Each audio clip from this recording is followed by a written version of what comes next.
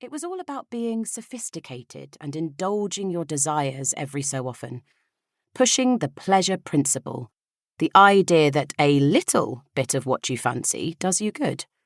Of course, Portia, who already looked like a French noir movie star by the time she was 3 years old, had no trouble staying slim and looking all leggy and louche and glamorous, whatever she did.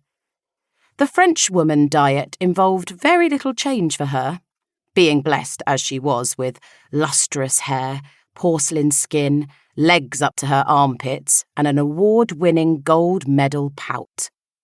Kate, though, quelle catastrophe.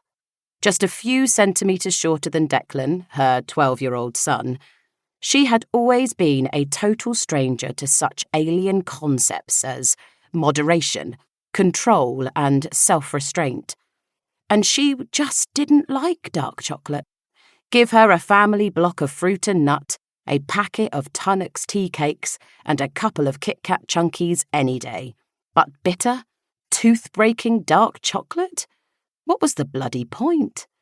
An image of her chubby arm with its fat fingers opening a battered old fridge full of Veuve Clicquot and Kit Kats flashed into Kate's head.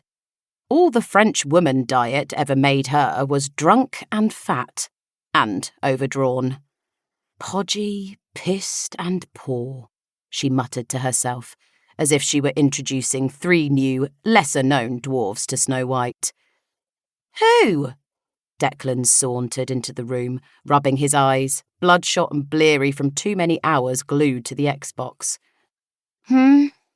Kate uncocked her head, deglazed her eyes, and sat up straight in her chair. What are you doing down here? I couldn't sleep. Declan put on a baby voice.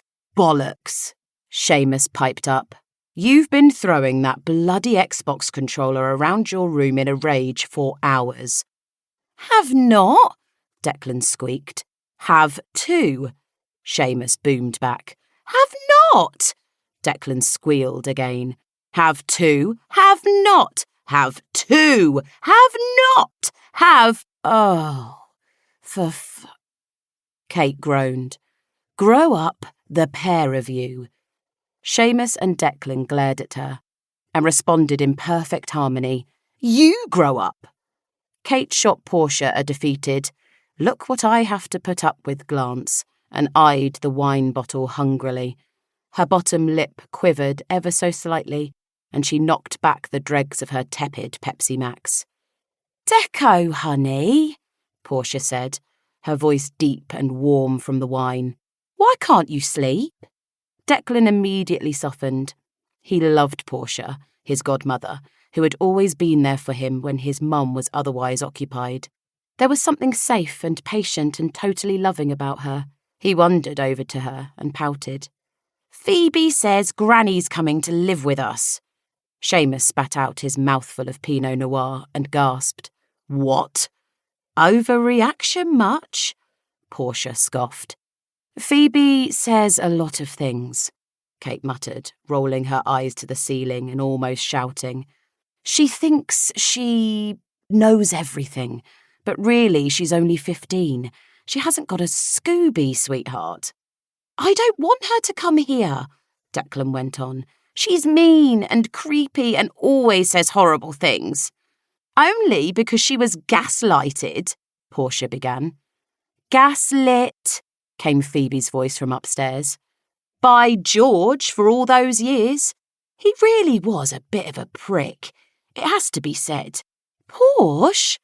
Kate shot her a filthy look. That's my dad you're talking about. Ugh, come on. Just because she didn't want to have sex with him after she'd had you and Steve, he went off and had a gazillion affairs, and then convinced her she was crazy for being suspicious. Dictionary definition gaslighted. Why wasn't I consulted about this, Kate? Seamus looks wounded. She'll never come, don't worry. I asked her, but she insists on staying in that crumbly old house like Miss Havisham, just with more cobwebs and even more bitter. I love Jenny, Portia butted in. She's sharp and funny